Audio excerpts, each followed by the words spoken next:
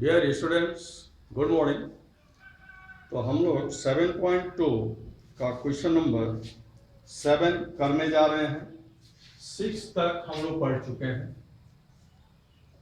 Question number 7, बिंदु ए के निर्देशांक ज्ञात कीजिए। बिंदु पॉइंट ए का कोऑर्डिनेट ज्ञात करना है, जहां ए बी एक वृत्त का व्यास है, डायमीटर, जिसका केंद्र 2-3 है तथा बी के निर्देशांक 1-4 है। तो आइए इस क्वेश्चन को हम करते हैं। बिंदु ए के निर्देशांक ज्ञात कीजिए, जहां ए बी एक वृत्त का व्यास है। जैसे अगर हम एक वृत्त बनाएं तो इस वृत्त का व्यास ए बी है, और हमें ये जानना चाहिए कि व्यास मतलब डायमीटर सेंटर से होकर गुजरता है, केंद्र से होकर गुजरता है। तो केंद्र से ए की दूरी और केंद्र से बी की दूरी बिल्कुल बराबर होगी। तो यहां ए बी एक वृत्त का व्यास है, जिसका केंद्र 2-3 है। तो इस केंद्र के लिए लिखा जा रहा है, इसका नाम हम दे देते हैं O, और इसका निर्देशांक है 2-3, केंद्र का निर्देशांक है। तथा बी के निर्देशांक, ये जो यहाँ पर बी लिखा हुआ है, इसका निर्देशांक है 1-4 बी का निर्देशांक है, कोऑर्डिनेट है। ओके, ए के निर्देशांक ज्ञात कीजिए। इस ए का निर्देशांक क्या होगा, यह हमें ज्ञात करना है। ओके, तो इस पॉइंट का जो निर्देशांक होगा उसको हम x1 y1 मान लें। x1 y1, इसको xy कह दिया जाए, xy, और इसको x2 y2 कहें। ठीक है, तो ए बी एक रेखाखंड हो गई, व्यास के साथ ही रेखाखंड है, स्ट्रेट। इसका जो प्रथम बिंदु है x1 y1, और जो अंतिम यहाँ बिंदु है x2 y2, और ये जो केंद्र है बिल्कुल ए और बी का मध्य बिंदु है। तो इसके निर्देशांक को हमने लिखा है x y, ऐसे ही लिखना चाहिए। हमें निकालना है x1 का मान क्या होगा और y1 का मान क्या होगा।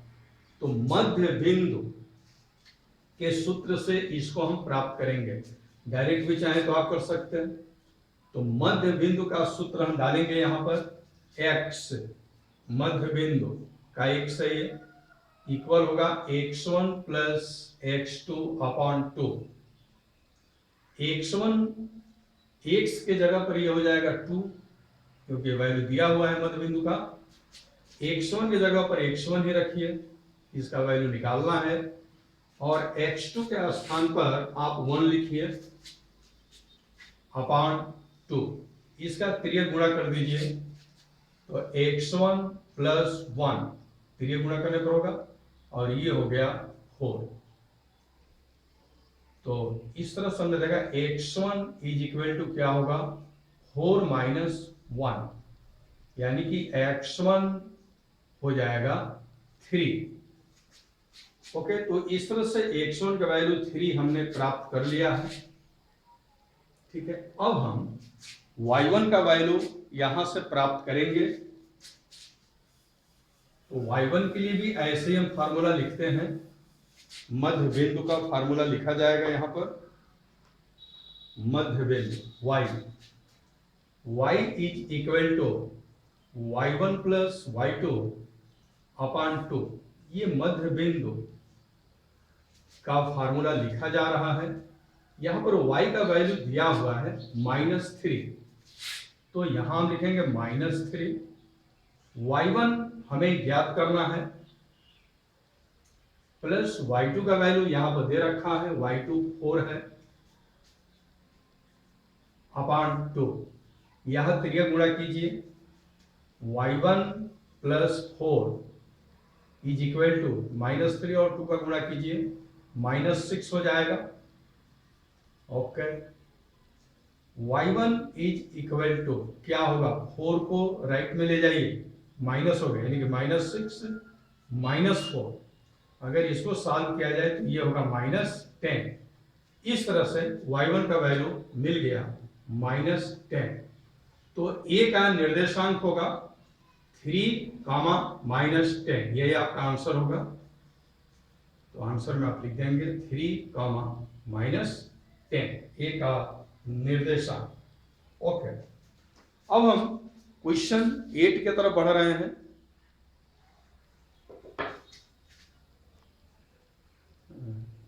ओके, ठीक है। क्वेश्चन नंबर 8, इस वक्त आप क्लास 10th का मैथमेटिक्स पढ़ रहे हैं, चैप्टर 7.2 एनसीईआरटी बुक है, और क्वेश्चन नंबर 8 हम देखें।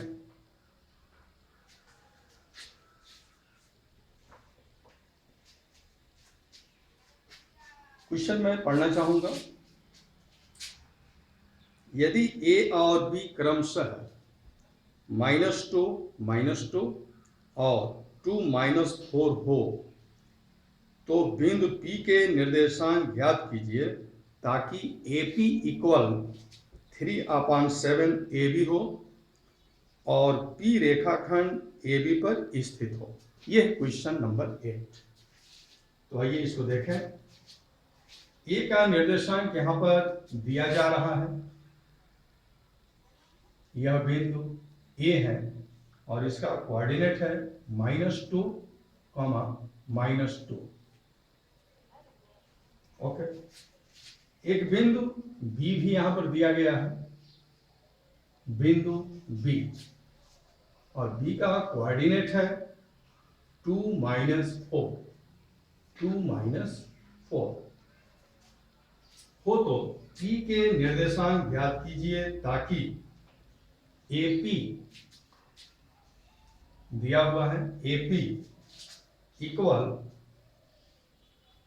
3/7 AB। ओके, तो हमें P का निर्देशांक ज्ञात करना है। मान लीजिए P यहां पर है, कहीं पर भी A और B के बीच में कहीं भी स्थित हो सकता है। तो यह बिंदु P है और P का निर्देशांक हमें ज्ञात करना है, तो इसके निर्देशांक को x, y मान लेंगे। वह बिंदु जो किसी रेखाखंड को विभाजित करती है, अंतर विभाजित करती है, उस बिंदु का निर्देशांक हम x, y मान लेते हैं। ओके, अब यदि हम A और B को मिलाते हुए रेखा खींचें तो ये कहा जा रहा है कि बिंदु P उसी रेखा पर स्थित है। ये क्वेश्चन में दिया कि AB को मिलाने वाली रेखा पर ही स्थित है P। इससे एक बात क्लियर हो जाता है कि A, P और B संरेख बिंदु हैं, एक ही रेखा पर स्थित हैं। इसका निर्देशांक होगा x1, y1 मान लेंगे, x1, y1। इसका निर्देशांक x2, y2 मान लेंगे। बिंदु P AB को दो भागों में बांट रहा है, अनुपात हम मान लें AP M1 है और BP M2 है, अनुपात ऐसा हम मान लें।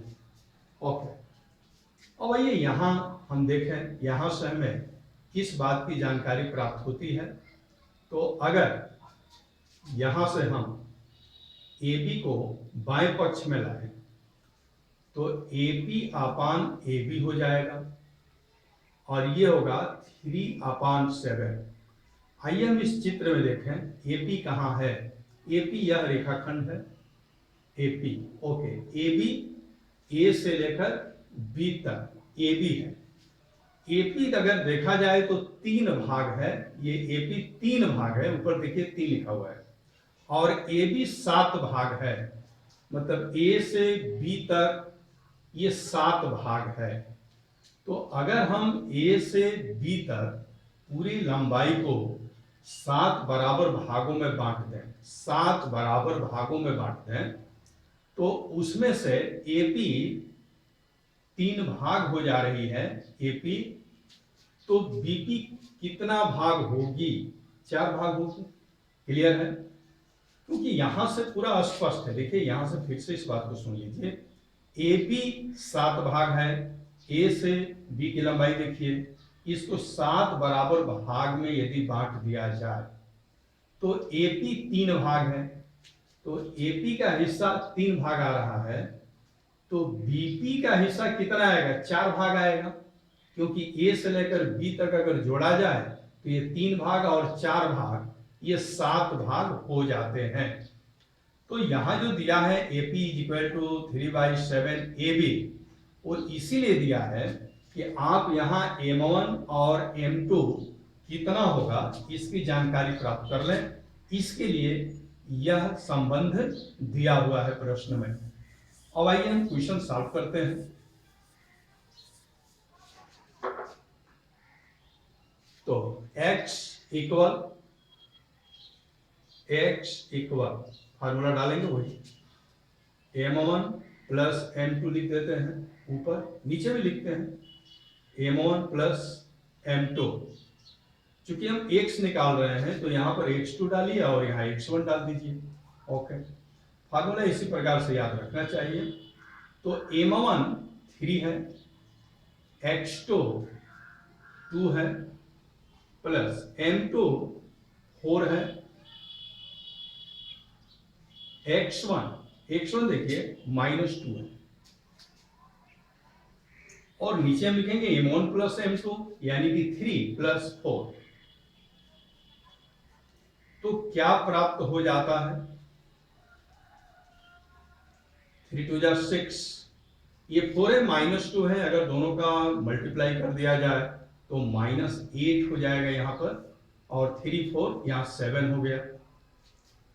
ठीक है, यहां पर हो जाएगा -2 और यहां हो जाएगा 7, यानी कि -2/7 x का वैल्यू होगा। यहां पर जो x है p का हम निर्देशांक निकाल रहे हैं, और इसमें इसका जो भुज होगा एब्सिसा वो होगा -2/7। ओके, अब हम y निकालने का प्रयास करेंगे। y निकाला जाएगा यहां से। इस वक्त हम लोग क्वेश्चन नंबर 8 पढ़ रहे हैं। y, तो y निकालने के लिए y का फार्मूला हम रखते हैं, वही विभाजन फार्मूला, सेक्शन फार्मूला हम डालते हैं। तो y is equal to m1 plus m2 upon m1 plus m2। अब यहां y हमें निकालना है, तो y2 y1। फार्मूला इसी तरह से आप याद कीजिए जिस तरह से हम लिख रहे हैं, अच्छा रहेगा, कोई उलझन नहीं, हमेशा आपके दिमाग में बना रहेगा फार्मूला। तो m1 3 है, y2 के लिए यहां पर आइए -4 प्लस m2 4 है, और y1 देखिए, y1 यहां -2 है। m1 plus m2 3 plus 4।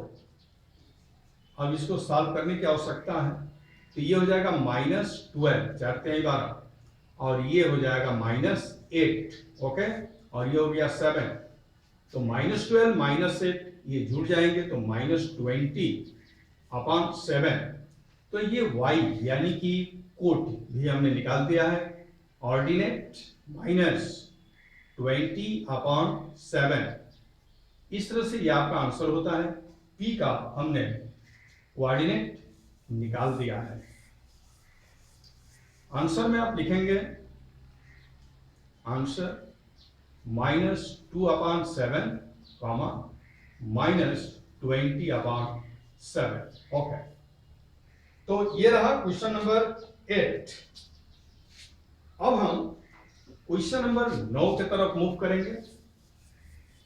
Question number 9, NCERT book class 10 chapter 7.2, question number 8।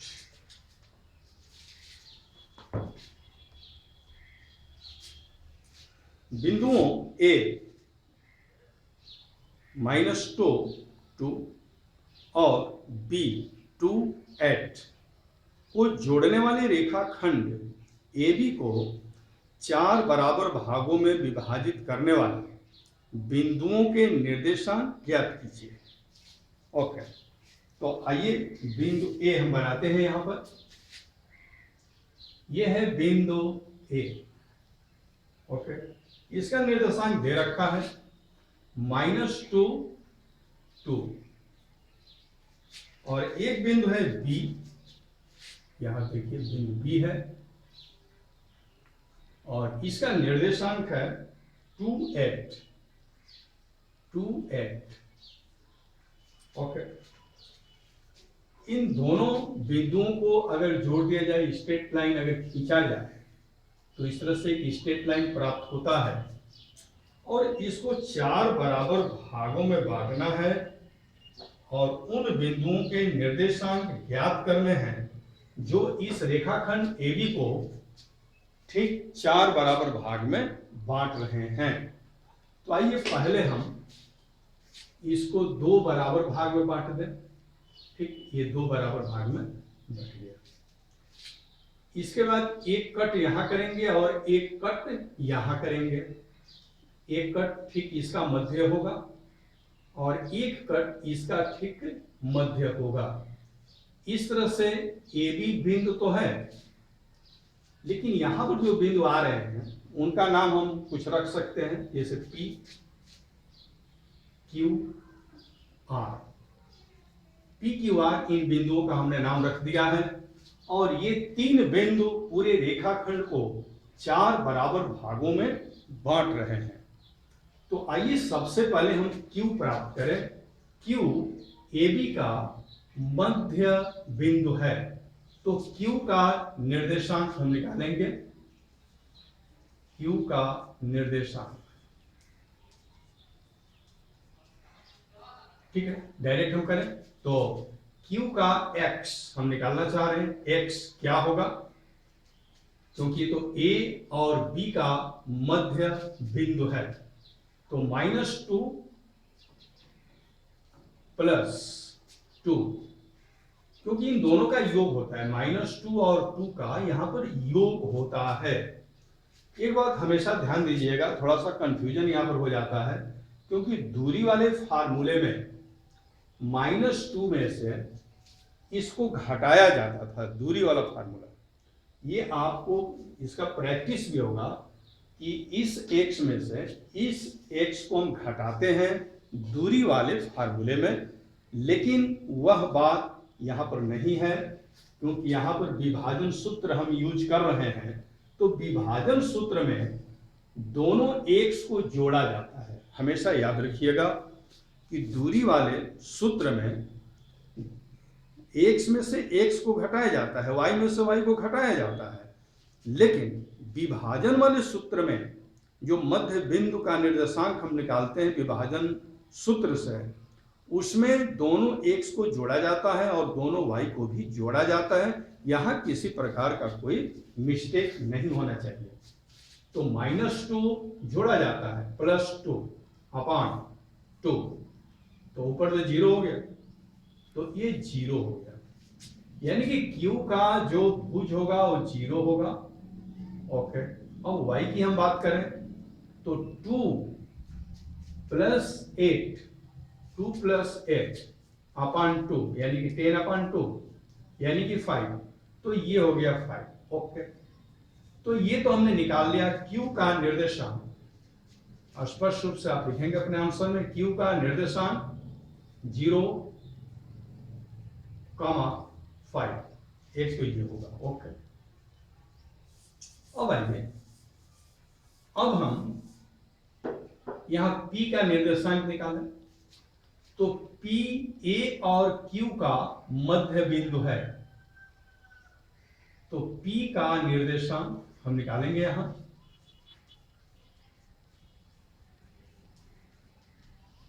X इसका निकालना है।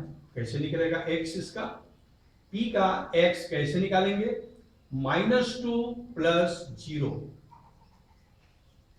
/ 2, यानी कि हो जाएगा 1।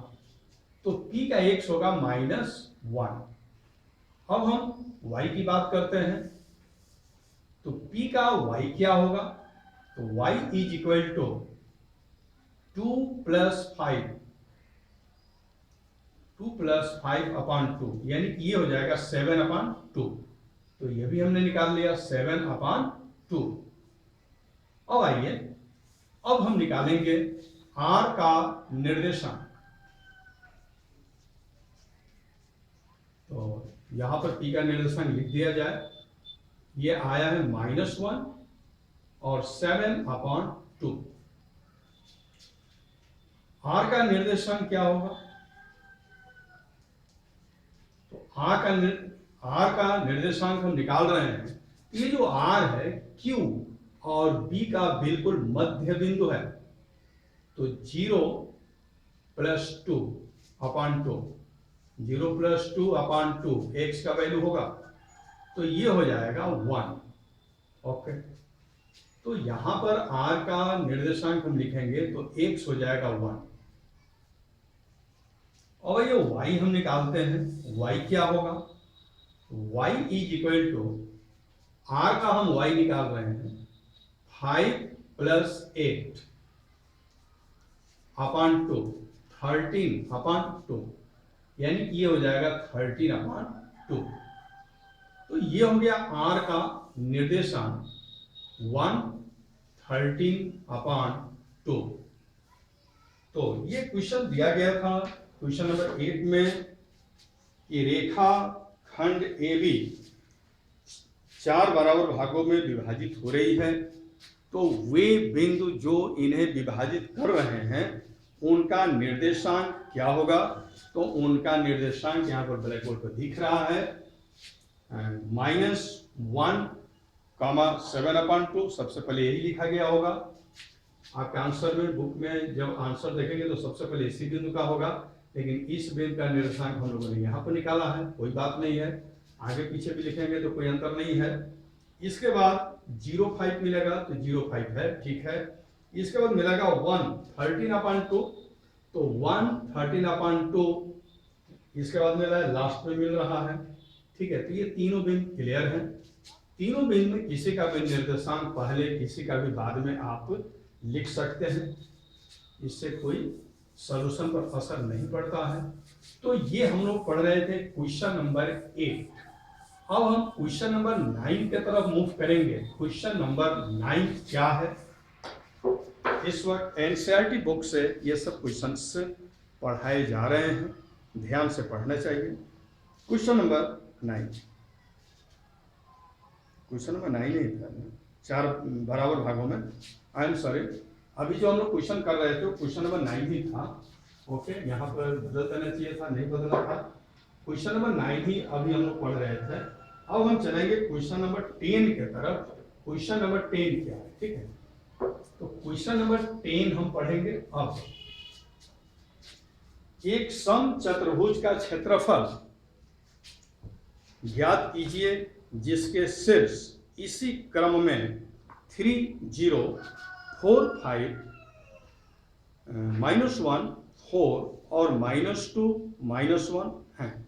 ओके, तो आइए सबसे पहले हम समचतुर्भुज ये चारों शीर्षों का निर्देशांक हम लिखें। 3, 0 पहला बिंदु है, 4, 5 दूसरा बिंदु है, -1, 4 तीसरा बिंदु है, और -2, -1, -2, -1 ये है चौथा बिंदु। तो आप ये बिंदुओं को देख रहे हैं, एक बार पुनः मैं पढ़ दूं। 3, 0, 4, 5, -1, 4, -2, -1। ओके, तो समचतुर्भुज का क्षेत्रफल ज्ञात कीजिए। सबसे पहले हम यह समझें कि समचतुर्भुज कहते किसे हैं, समचतुर्भुज किसे कहते हैं, ठीक है, ये जानना चाहिए। तो चतुर्भुज यानी कि जिसकी 4 भुजाएं हों और चारों भुजाएं बराबर हो लंबाई में, अगर इस तरह की का चतुर्भुज है जिसकी ये चारों भुजाएं लंबाई में बिल्कुल बराबर है, तो उसे हम कहेंगे समचतुर्भुज। तो समचतुर्भुज ये भी होगा, समचतुर्भुज ऐसे भी हो सकता है। मैंने कहने का मतलब कि यहां पर अनिवार्यता है कि चारों भुजाएं बराबर होनी चाहिए। विकर्ण भी बराबर हो यह अनिवार्यता नहीं है। यह अनिवार्यता वर्ग के लिए होती है कि वर्ग का विकर्ण भी बराबर होना चाहिए और उसकी भुजाएं भी बराबर होनी चाहिए। लेकिन समचतुर्भुज के लिए यह अनिवार्य नहीं है कि उसके विकर्ण भी बराबर हों। सिर्फ ये अनिवार्य है कि उसके चारों भुजाएं आपस में बिल्कुल बराबर होने चाहिए समचतुर्भुज के। ओके, तो समचतुर्भुज आप समझ गए हैं। समचतुर्भुज का क्षेत्रफल क्या होगा, इसके लिए आपको एक सूत्र याद करना पड़ेगा। रेखागणित में जब हम समचतुर्भुज पढ़ाएंगे ये सूत्र कैसे प्राप्त होगा इसके बारे में भी आपको बतलाया जाएगा। तो समचतुर्भुज का क्षेत्रफल, समचतुर्भुज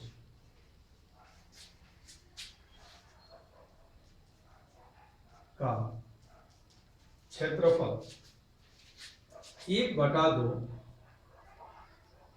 उसके विकर्णों का गुणनफल, विकर्णों का गुणनफल। तो इस फार्मूले से हम निकाल सकते हैं। तो आइए देखिए, जैसे इसको हम मान लें समचतुर्भुज, इसको ए माने, ए बी सी डी।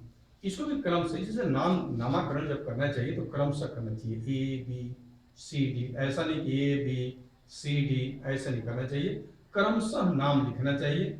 हाँ, शुरुआत आप कहीं से भी कर सकते हैं, यहाँ से भी कर सकते हैं ए बी सी डी, यहाँ से भी कर सकते हैं ए बी सी डी, और कोई जरूरी नहीं कि आप ऐसे चलें, आप ऐसे भी चल सकते हैं ए बी सी डी। किसी भी डायरेक्शन में क्लॉकवाइज या एंटी क्लॉकवाइज आप नाम रख सकते हैं, किसी भी बिंदु से आप प्रारंभ कर सकते हैं, लेकिन ये क्रमशः ही लिखना चाहिए। ओके, तो ये इस बिंदु हमने ए मान लिया, इसको बी, ये सी है और ये डी है, क्रमशः मानना चाहिए। अब यहां पर अगर हम बात करें विकर्ण की, तो एक तो विकर्ण आ जाएगा ए सी, ओके, और दूसरा विकर्ण होगा बी डी। ये भी क्लियर हो गया। तो विकर्ण हम जान गए ए सी और बी डी। ये चित्र खींचने का मेरा मकसद ये था कि आपको विकर्ण हम दिखला दें कि इसमें विकर्ण कौन कौन होंगे। तो विकर्ण इसमें ए सी और बी डी है। अब आइए फार्मूले को हम इसी रूप में लिखते हैं। तो विकर्णों का गुणनफल है, यानी कि ए सी गुणा बी डी, इसका गुणनफल है, और इसके गुणनफल का अगर आधा कर दिया जाए तो वह क्षेत्रफल बन जाता है।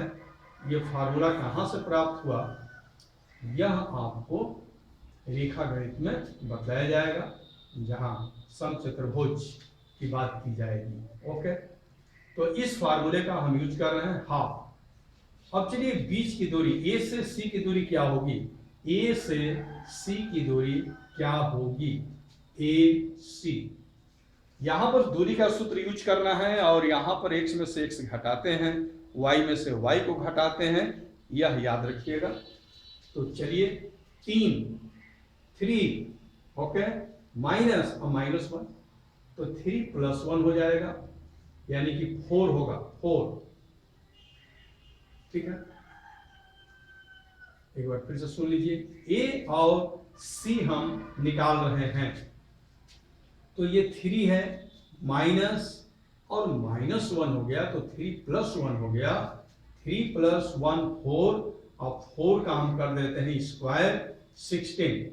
बीच में यहां पर प्लस होता है, याद रखिए, और y का नंबर है तो 0 - 4, 0 - 4, यानी कि -4, उसका स्क्वायर करते हैं 16 हो जाएगा, और ये करनी में होता है, यानी कि करनी में ही आ जाएगा 32, करणी में ये होगा 32। ओके, इसको ऐसे भी लिख सकते हैं 4 और √2, ऐसे भी इसको लिखा जा सकता है।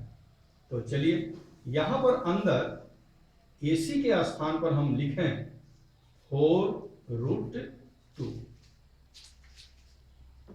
अब आ जाइए, BD हम निकालना चाहते हैं, BD, तो ये है B और ये है D। तो चलिए 4 माइनस 2, यानी कि 4 + 2 हो गया, 4 + 2 यानी कि 6, और 6 का स्क्वायर 36 प्लस, अब आइए y का वैल्यू हम देखते हैं,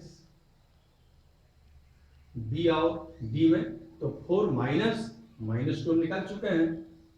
अब 5 -1 यानी कि भी 6 हो जाएगा, तो 36। यहां पर हम लिख सकते हैं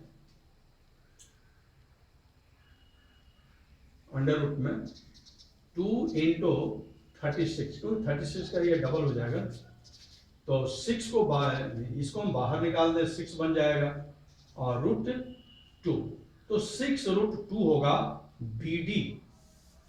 6√2 उसको हम यहां पर लिख देते हैं 6√2। ओके, और ऊपर क्या हो जाएगा, 4√2 × 6√2, ये 1 ऊपर हो गया, नीचे हो जाएगा 2 से, जिसे √2 है और √2 है, ये 2 बन जाएगा, 1 × 4 × √2, 2 बन गया, और ये हो गया 6 अपॉन 2 से 2 ये कैंसिल हो गया, तो ये आंसर आ जाएगा 24 वर्ग मात्रक। 24 वर्ग मात्रक इसका आंसर होगा। ओके, तो टाइम आउट हो चुका है, आज की पढ़ाई यहीं पर समाप्त होती है। Thank you very much.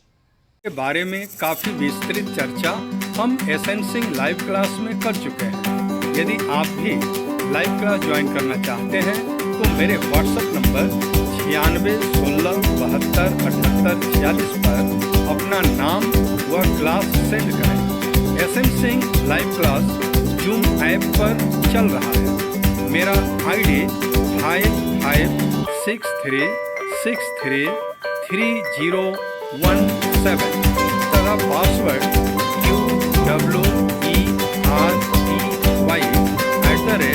@123 है। धन्यवाद।